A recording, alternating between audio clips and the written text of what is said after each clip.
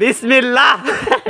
দাদা কাম ছাড়া বেশি দেখে তো ভিডিও বানাচ্ছি আমি বুঝছি। ডাল ডাল ডাল এখন ভাই না চোখ দেবার শেষ তুই খা মধু মধু রসমালাই। বিসমিল্লাহ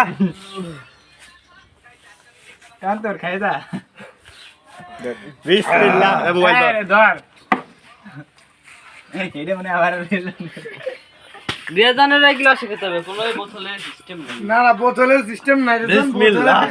এ ও সুধীর গন্ধ খাইছে মোজো কোম্পানি ই করতে হবে মালই সুন্দর এখন তোর আচ্ছা খাও। এখনো 2 গ্লাস রয়েছে